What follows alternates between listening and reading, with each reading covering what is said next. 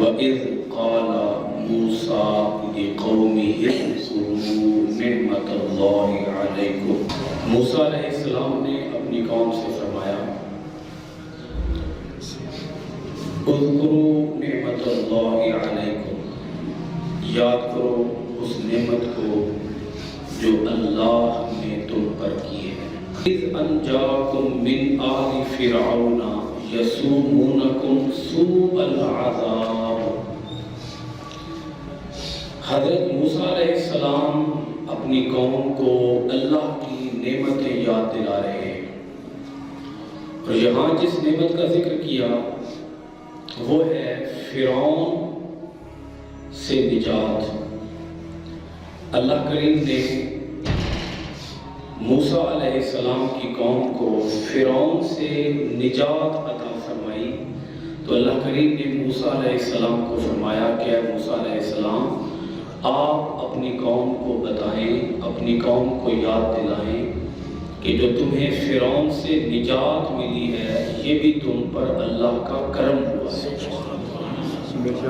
فرعون سے نجات اللہ تعالیٰ کی نعمت ہے۔ فرعون کا تمہارے اوپر تسلط کرنا، تمہارے اوپر حکومت کرنا، فرعون کا تمہارے اوپر بادشاہی کرنا، یہ ایک عذاب تھا، تمہیں اس عذاب سے نجات مل گئی ہے، تو اس عذاب سے نجات اللہ تعالیٰ کی نعمت ہے۔ اذ انجاکم من آل فرعون، یاد کرو اللہ کی نعمت کو، اللہ نے تمہارے اوپر احسان فرمایا اور تمہیں آل فرعون سے نجات عطا فرمائی۔ یسومونکم سوء العذاب، فرعون تمہیں بڑا سخت عذاب پہنچاتا تھا۔ فرعون اور فرعون کے درباری، آل فرعون، فرعون کی پوری آل، وہ تمہارے اوپر بڑا سخت عذاب کرتے تھے، تمہیں انتہائی سخت اذیت میں، تکلیف میں مبتلا کرتے تھے۔ وَيُذَبِّحُونَ أَبْنَاءَكُمْ، دوسرا ان کا تمہارے اوپر عذاب یہ تھا کہ وہ تمہارے بیٹوں کو ذبح کر دیتے، وَيَسْتَحْيُونَ نِسَاءَكُمْ، اور وہ تمہاری عورتوں کو زندہ چھوڑتے۔ وَفِي ذَلِكُمْ بَلَاءٌ مِّن رَبِّكُمْ عَظِيمٌ، اور اس میں تمہارے رب کی طرف سے ایک بہت بڑی آزمائش تھی۔ بسا اوقات اللہ تعالیٰ کی طرف سے نعمت آزمائش ہوتی ہے، اور بسا اوقات اللہ تعالیٰ کی طرف سے کسی بیماری کا آ جانا، کسی تکلیف کا آ جانا، کسی غم کا آ جانا، کسی دکھ کا آ جانا، یہ بھی اللہ تعالیٰ کی طرف سے آزمائش ہے۔ بے شک خوشی بھی آزمائش ہے، غمی بھی آزمائش ہے، راحت بھی آزمائش ہے، تکلیف بھی آزمائش ہے۔ تو اللہ کریم نے ارشاد فرمایا کہ اللہ نے تمہیں آل فرعون سے نجات عطا فرمائی۔ آل فرعون عذاب، سخت عذاب، برا عذاب تمہیں پہنچاتے تھے۔ یہاں اللہ کریم نے دو مختلف طرح کے عذاب بیان کیے ہیں، فرعون اور فرعون کے آل کی طرف سے دو قسم کے عذاب کا ذکر کیا۔ ایک سوء العذاب بیان کیا، سخت عذاب، اور دوسرا بچوں کا قتل۔ اب ان دونوں کی وضاحت یہ ہے، اللہ کریم ارشاد فرماتا ہے سوء العذاب، یسومونکم سوء العذاب، اس سوء العذاب سے مراد یہ ہے فرعون اپنے عوام سے بہت زیادہ محنت و مشقت کا کام لیتا، مزدور طبقہ، غریب طبقہ، مظلوم طبقہ، پسا ہوا طبقہ، وہ بھاری پتھر تراشتے اور بھاری چٹانیں اپنے کندھوں پر لاد کر، اپنی پشت پر لاد کر وہ ایک جگہ سے دوسری جگہ منتقل کرتے۔ اب پتھر اٹھانا، پتھر کو تراشنا اور پتھر کو اٹھانا، آپ اس سے اندازہ لگائیں کہ یہ کتنا محنت طلب کام ہے۔ یہ محنت طلب کام فرعون عوام سے لیتا اور شام کے وقت جب اجرت دیتا تو اجرت بہت کم دیتا، کام زیادہ لیتا، کام کی مزدوری کم دیتا، پھر ان سے بھاری ٹیکس وصول کرتا، تنخواہ کم اور ٹیکس زیادہ۔ یہ تھا سوء العذاب۔ اور اگر آج اس دور میں بھی مسلمانوں کے اوپر کوئی ظالم بادشاہ ہو یا کافر بادشاہ ہو تو یہ بھی ایک قسم کا عذاب ہے، یہ دنیاوی عذاب ہے۔ یہ کیا ہے بولیے؟ دنیا کا عذاب ہے۔ یہ آپ کے علم میں ہے کہ اعمالکم اموالکم، تمہارے اعمال ہی تمہارے مال ہیں، تمہارے حکمران ہیں۔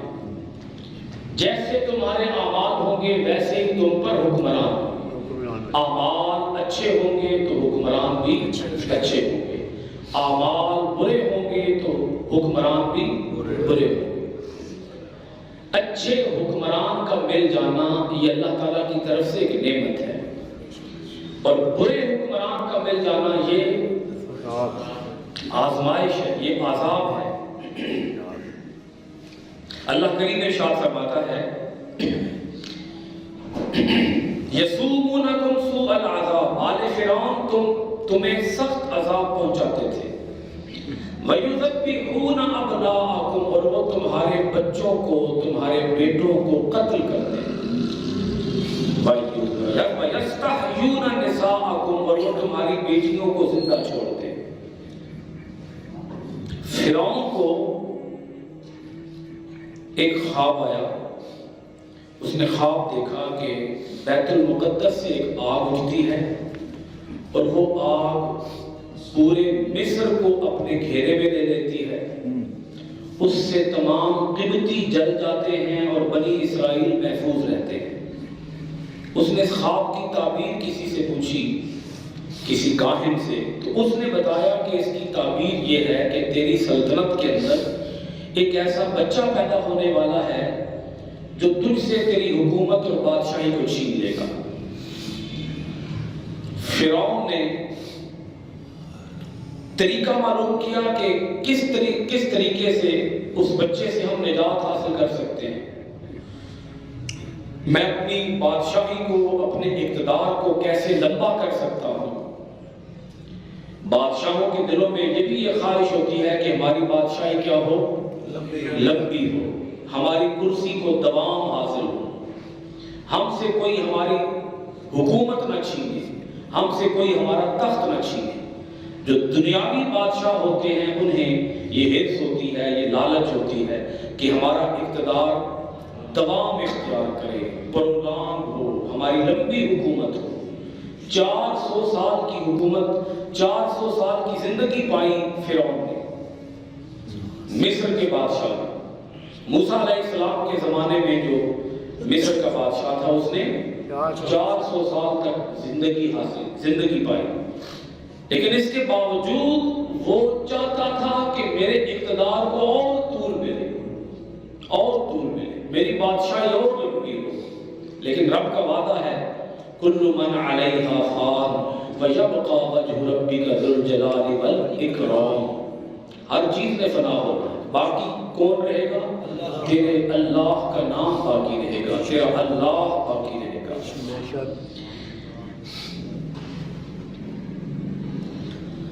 فرعون کو تعبیر یہ بتائی گئی کہ تیرے اس خواب کی تعبیر یہ ہے کہ ایک بچہ پیدا ہونے والا ہے، تو اس نے کہا میں اس بچے سے کیسے بچ سکتا ہوں، میری بادشاہی کیسے لمبی ہو سکتی ہے۔ اس کو بتایا گیا کہ ایسے کرو، تم بچوں کے قتل کا اعلان کر دو، آرڈر جاری کر دو کہ جو بھی بچہ پیدا ہو اسے قتل کیا جائے۔ بچوں کا قتل عام ہوا، بچیوں کو زندہ رہنے دیا جاتا اور بچوں کو قتل کیا جاتا۔ ایک وقت وہ بھی آیا کہ بوڑھے لوگ بڑی تیزی کے ساتھ مرنا شروع ہو گئے، تو انہوں نے شکایت کی بادشاہ سلامت کی خدمت میں، فرعون کو جا کر بتایا کہ اگر یہ اسی طرح سے لوگ مرتے گئے تو تجھے مزدور کہاں سے ملیں گے؟ بچوں کو تو ویسے قتل کر رہا ہے، تجھے مزدور کہاں سے ملیں گے؟ تو فرعون نے کہا 1 سال قتل کیا جائے اور 1 سال قتل نہ کیا جائے۔ جس سال بچوں کا قتل نہیں ہو رہا تھا حضرت ہارون علیہ السلام اس سال میں پیدا ہوئے، اور جس سال میں بچوں کا قتل ہو رہا تھا اس سال میں حضرت موسیٰ علیہ السلام پیدا ہوئے۔ لیکن اس کے باوجود اللہ کریم نے حضرت موسیٰ علیہ السلام کو زندہ رکھا۔ وہ قتل کرنے پہ تلا ہوا تھا، اس ایک بچے کو قتل کرنے کے لیے اس نے ہزاروں بچے قتل کیے، لیکن اللہ جسے بچانا چاہے اسے مار کوئی نہیں سکتا۔ اللہ جسے زندہ رکھنا چاہے اسے کوئی بھی مار نہیں سکتا۔ یہاں ایک اہم بات آپ کی خدمت میں یہ بھی عرض کرنا چاہوں گا کہ فرعون نے اپنی بادشاہی کو لمبا کرنے کے لیے بچے قتل کروائے کہ وہ بچہ پیدا نہ ہو جائے جو مجھ سے میرا تخت چھینے، مجھ سے میری بادشاہی چھینے، کہیں وہ بچہ پیدا نہ ہو جائے۔ آج اس دور کے اندر ٹیکنیک بدل گئی ہے، آج بھی جو بادشاہ ہیں وہ چاہتے ہیں کہ ہماری بادشاہی لمبی ہو، آج بھی جو حکمران ہیں وہ یہی چاہتے ہیں کہ ہماری حکومت لمبی ہو، وہ بھلا جس کی بھی حکومت ہو، اوپر سپر پاورز ہیں، میں ان کی بات کر رہا ہوں، جس کو بھی بادشاہی ملتی ہے، اقتدار ملتا ہے، حکومت ملتی ہے، وہ یہی چاہتا ہے کہ میری بادشاہی کیا ہو، لمبی ہو جائے، اس کے اندر انقطاع نہ آئے، اس کا سلسلہ ٹوٹنے نہ پائے۔ اقبال نے کہا تھا نہیں فخر و سلطنت میں امتیاز کچھ ایسا، وہ سپاہ کی تیغ بازی یہ نگاہ کی تیغ بازی، جو تلواروں سے ملک فتح کرتے ہیں وہ چاہتے ہیں کہ ہمارا اقتدار لمبا ہو، لیکن جو تلوار سے نہیں نگاہ سے لوگوں کے دلوں کو جیت لیتے ہیں، کس سے جی؟ نگاہ سے، جو نگاہ سے لوگوں کے دلوں کو جیت لیتے ہیں، جو فقر کے بادشاہ ہیں، سلطنت کے بادشاہ نہیں، فقر کے بادشاہ، جو فقر کے بادشاہ ہیں انہیں کوئی خوف نہیں ہوتا کہ ان کی بادشاہی لمبی ہو، ان کی کرسی لمبی ہو، ان کا اقتدار لمبا ہو، وہ یہ نہیں چاہتے، وہ اللہ کے ہو جاتے ہیں، اللہ ان کا ہو جاتا ہے، اور رب پھر اعلان کرتا ہے الا ان اولیاء اللہ لا خوف علیہم ولا هم یحزنون، جو اللہ کے دوست ہیں انہیں نہ کوئی خوف ہے، نہ کوئی حزن ہے، نہ کوئی غم ہے، نہ کوئی پریشانی ہے۔ اکبر الہ آبادی نے فرعون کے قتل عام پر کہا تھا یوں قتل پہ بچوں کے وہ بدنام نہ ہوگا، یوں قتل پہ بچوں کے وہ بدنام نہ ہوتا، افسوس کہ فرعون کو کالج کی نہ سوچی، افسوس کہ فرعون کو کالج کی نہ سوچی۔ فرعون اگر کوئی کالج بناتا، کوئی اسکول بناتا، کوئی تعلیمی ادارہ بناتا اور اس کے اندر بچے آ کر پڑھتے، نظام تعلیم ایسا دیتا کہ وہ ان بچوں کو اپنا غلام بنا لیتا، کوئی نہیں سمجھ آئی آپ کو کیا دیتا؟ نظام تعلیم، ایجوکیشن سسٹم ایسا رکھتا کہ جس کے اندر بچوں کو وہ کیا بنا لیتا؟ غلام بنا لیتا۔ آج کے جو بادشاہ ہیں، آج کے جو حکمران ہیں، جو سپر پاورز ہیں، جو یہ چاہتے ہیں کہ ان کی حکومت کو دوام ملے، آپ یقین جانیں بچے ہمارے ہیں، ہم بڑے فخر سے اپنے بچوں کو جا کر اعلیٰ قسم کے اسکولوں کے اندر، اعلیٰ قسم کے کالجوں کے اندر ان کو جا کر داخل کروا کر آتے ہیں، اعلیٰ قسم کی یونیورسٹیوں کے اندر جا کر بچوں کو داخل کروا کے آتے ہیں، لیکن آپ یقین جانیے بچے ہمارے ہوتے ہیں اور غلام انگریزوں کے بن چکے ہوتے ہیں، ذہنی طور پر وہ انگریزوں کے غلام بن چکے ہوتے ہیں۔ آپ یوں سمجھیے کہ بچے ہمارے ہیں لیکن صرف نام کے ہمارے ہیں، غلام ہندوؤں کے بن چکے ہیں، غلام یہودیوں کے بن چکے ہیں، غلام عیسائیوں کے بن چکے ہیں۔ وہ آج اسلامی کلچر کو پسند نہیں کرتے، آج وہ اسلامی تہذیب نہیں کرتے. وہ کس کلچر کو اڈاپٹ کرتے ہیں, وہ کس کلچر کو فالو کرتے ہیں؟ انگریزوں کے کلچر. بچے ہمارے, بچیاں ہماری, نوجوان نسل کو ہم تباہ کر رہے ہیں اس جدید نظام تعلیم کے ذریعے. تو میں عرض کر رہا تھا کہ برے حکمران یہ بھی ہمارے اعمال کا نتیجہ ہے, یہ بھی ہمارے لیے دنیاوی عذاب ہے. تو اللہ کریم نے فرمایا کہ اللہ نے تمہیں فرعون سے اور آل فرعون سے نجات عطا کی. فرعون اور آل فرعون سے نجات یہ بھی اللہ کی تمہارے اوپر مہربانی تھی. یاد کرو اس مہربانی کو. وہ کتنا ظلم کرتا تمہارے اوپر کہ تم سے محنت زیادہ لیتا, مزدوری زیادہ لیتا, کام زیادہ لیتا اور تمہیں تنخواہ تھوڑی دیتا اور تم سے بھاری ٹیکس وصول کرتا, تمہارے بچوں کا قتل کرتا. اندازہ تو لگائیں جن کے بچے قتل ہوتے تھے ان ماں باپ کے دلوں کے اوپر کیا گزرتی ہوگی. تو اللہ کریم نے فرمایا کہ میں نے فرعون کو غرق کیا, فرعون کو تباہ کر کے, اس کو برباد کر کے, اس کی آل اولاد کو تباہ کر کے میں نے تم کو نجات عطا فرمائی, تمہارے اوپر اپنا انعام کیا, تمہارے اوپر اپنی مہربانی کی. میری اس مہربانی کو تو یاد کرو, میری اس نعمت کو تو یاد کرو. اللہ کی نعمتوں کو جو یاد کرتا ہے وہ کبھی بھی اللہ تعالیٰ کا نافرمان نہیں ہوتا. کیا سمجھ آئی آپ کو؟ بولیے ذرا. جو اللہ کی نعمتوں کو یاد رکھتا ہے وہ کبھی بھی اللہ کا نافرمان نہیں ہوتا. کیسے ممکن ہے کہ جس کو نعمت یاد ہو نعمت کرنے والا بھول جائے, مہربانی کرنے والا بھول جائے؟